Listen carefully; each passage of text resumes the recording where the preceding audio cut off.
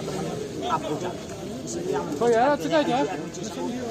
और सरकार से कि हमारे जितने भी मसले मसाइल हैं जो हमने आज तक आप मतलब आपके जरिए इलेक्ट्रॉनिक मीडिया के जरिए या खुद जाके उनसे तक पहुँचाइए, वो हल किया जाए ताकि हम बात के लिए नबी पाक सल्लल्लाहु अलैहि वसल्लम ने क्या किया है, हम लोग क्या करके जा रहे हैं, उसने क्या किया, उसने कुरान के अंदर क्या लिखा है, हम लोग क्या करें, हिसाब देना है, हिसाब देना है। कोई ऑफिसर हो, ब्यूरोक्रेट हो, मिनिस्टर हो, एमएलए हो, चाहे कोई भी हो, हिसाब देना है।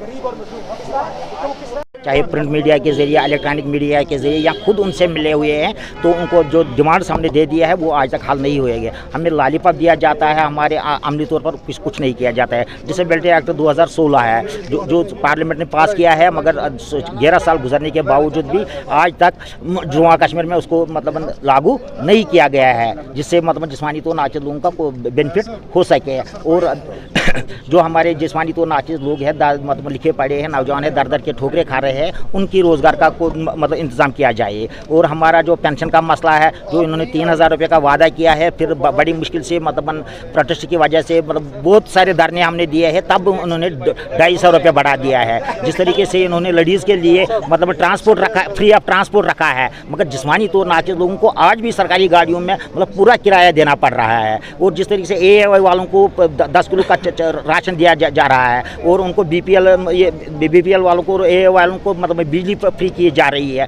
जिस्मानी तो नाचिज लोगों को उससे भी बाहर रखा गया है। क्या हम मतलब उनसे भी मतलब BPL वालों से भी बड़े हैं हम, क्या AAY वालों में हैं? क्योंकि हम दर दर के ठोकरे खा रहे हैं, किसी की टांग नहीं है, किसी की मतलब हाथ नहीं है, आंखें नहीं है, मतलब कान नहीं है, जबान किससे नहीं बोल रहे, तो वो क्या करेगा? तो उन्होंने उससे भी हमें मतलब नज़रअंदाज किया है। हम चाहते हैं कि जितने भी मसले मसाइल हमारे हैं, जो हमने आज तक हुकूमत तक पहुँचाई है, वो मेहरबानी करके LG एडमिनिस्ट्रेशन और उमर साहब से हम गुजारिश करते हैं कि वो हमारे ये जो जितने भी मसले मसाइल वो हल किया जाए, ताकि हम बार बार सड़कों पर आने के लिए मजबूर ना हो जाएंगे, हम बार बार दर दर के ठोकरे खाने पर मजबूर ना हो जाएंगे। शुक्रिया।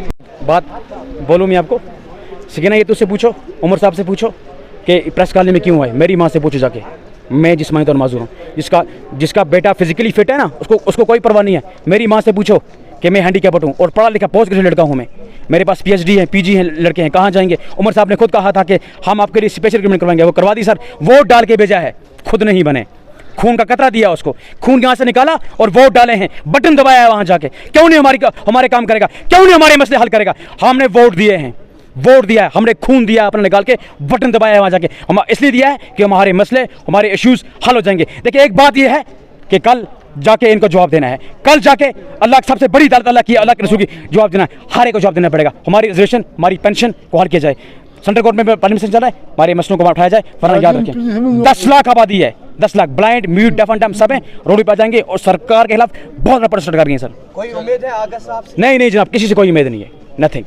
सब कुछ अपने घरों के लिए, सब लोग अपने घरों के लिए, ये करने में आता है जनाब, बोलने में। कागजों में लिखते हैं सोना भी आपके लिए, वो चांदी कहाँ है, वो सोना हम लोग रो रहे हैं।